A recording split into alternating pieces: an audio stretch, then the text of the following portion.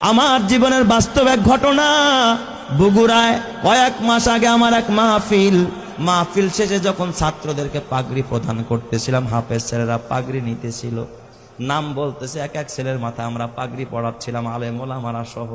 হঠাৎ এক ছেলের নাম বলতেছে মুআজ রহমাতুল্লাহ আলাইহি, নাম বলছে কিন্তু দেখি কোনো ছাত্র সামনে নাই। কিরে মুআজ কই? কয় হুজুর মুআজ তো মারা গেছে। তাইলে নাম কেন পড়লেন? পাগড়ি কারে দিমু? কয় হুজুর পাগড়িটা হাতায়া দেন, মুআজের মা পর্দার আড়ালে বসে আছে, সেখান থেকে পাগড়ি গ্রহণ করুন। প্রত্যেকটা মানুষের দিল নরম হয়ে গেছে। পাগড়িটা হাতায়া একটা ব্যাগে দেওয়া হলো, ছোট্ট একটা বাচ্চা নিয়ে মুআজের মার কাছে পৌঁছায়া দিল। বয়ান শেষে আমি যখন খানা খাচ্ছিলাম, মোহতামিম সাহেবকে জিজ্ঞাসা করলাম, মোহতামিম সাহেব, জীবনে এই অভিজ্ঞতা আমার এই ফার্স্ট যে মৃত ছেলেকেও পাগড়ি দেওয়া হয়। এই কথা বলতেই মোহতামিম সাহেব দেখে কাঁদতেছে, বড় হাফেজ সাহেব পাশে বসা, সেও কাঁদতেছে। আমি কই কাঁদেন কেন? কয় ওস্তাদ, এই মুআজ হলো আমার মাদ্রাসার 1 নম্বরের ছাত্র, আমাদের সম্পদ ছিল। আমার ছেলের জন্য আমার এত মায়া লাগে না যতটা মায়া আমার এই মুআজের জন্য।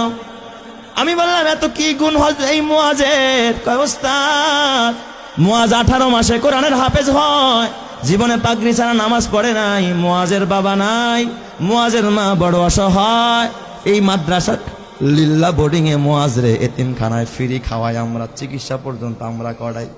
আমি বললাম তাহলে মুআজ কেমনে মারা গেল? কয় হুজুর কিছুদিন আগে চিকুনগুনিয়া জ্বর হয়েছে, আমরা ওর মারে খবর দিলাম, বললাম মুআজের মা মুআজের বাসায় নিয়ে যান, চিকুনগুনিয়া জ্বর হয়েছে। মুআজ বাসায় যাইতে চায় না। কয় ওস্তাদ বাসায় গেলে জামাতের সাথে নামাজ পড়তে পারি না, ফজরের নামাজটাও জামাতে পড়া হয় না, আমারে বাসায় দিয়েন না, মরে যাই তো মাদ্রাসায় মরবো, বাসায় যাব না। হুজুর কসম আল্লাহ, আর এই মুআজ ওর পুরা মাদ্রাসায় আর একটা সুনাম। মুআজ বাসায় যায় না, মৃত্যুর আগের দিনও জোহরের নামাজটা মসজিদে গিয়া পড়েছে, আসর থেকে নিয়ে তার অবনতি, রাত্রিবেলায় এশারের নামাজের পরে আমরা পার্শ্ববর্তী ক্লিনিকে নিয়ে গেলাম, সেখানে বাবা অক্সিজেন লাগায় রাখছে। প্রায় গভীর রাত্রে মুআজ ওই রাতে ইন্তেকাল করেছে। হুজুর মুআজ ইন্তেকাল করেছে, আমরা স্তব্ধ হয়ে গেছি। মুআজের দাফনটা আমাদের মাদ্রাসার গেটের পাশে মাদ্রাসার কবরস্থানে আমরা করেছি। হুজুর আমি বললাম তাহলে ঠিক আছে, মুআজ ইন্তেকাল করলো, তাহলে পাগড়ি কেন মুআজের মাকে দিতে হবে? ওস্তাদ আপনি তো জানেন না। এই কথা বললাম, মোহতামিম সাহেব একটা ডেস্কের বয়ের টান দিয়ে একটা চিঠি বের করছে। কয় দেখেন এই যে পত্র পাঠাইছে মুআজের মা। আমি চিঠিটা খুইলা দেখি মুআজের মা লিখছে সংক্ষেপে, ওস্তাদ হাফেজ সাহেব সব ছাত্রকে পাগড়ি দিবেন, কিন্তু আমার কলিজার টুকরা, আমার কলিজা সেরা ধন মুআজরে পাগড়ি থেকে বঞ্চিত করেন না, আমার মুআজরে পাগড়িটা দিবেন। এই আবেদনটুকু করেছে। হাফেজ সাহেব মুআজের মারে ফোন দিয়া ব্যাখ্যা চাইলো কেমনে পাগড়ি দিব। মুআজের মা ফোনের মাধ্যমে জানায়, ওস্তাদ এই দুনিয়া আমার মা নাই, বাবা নাই, চাইছিলাম আমার মুআজ আমারে দাফন করবে, আমার সন্তান আমারে জানাজা পড়ে আমারে কবরে রাখবে, কিন্তু আমার মুআজ যে আমার আগে চলে যাবে আমি মা ভাবতে পারি না। এই দুনিয়ায় এখন আর আমার কেউ নাই, দুনিয়া আমার স্বামী নাই, আমার মা নাই, বাবা নাই, আমার কলিজার টুকরা মুআজও চলে গেল।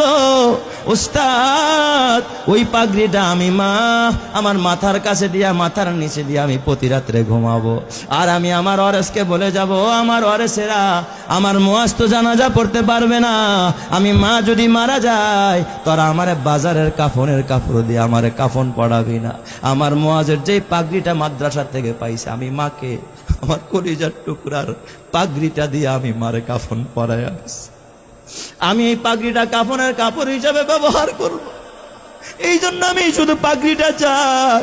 ও আমার মা গো, কালকে যদি মরে যাও মা, নাকের ফুল থাকবে না, কানের দুল থাকবে না, গলার মালা থাকবে না, হাতের বালা থাকবে না মা, খালি হাতে যেতে হবে মা।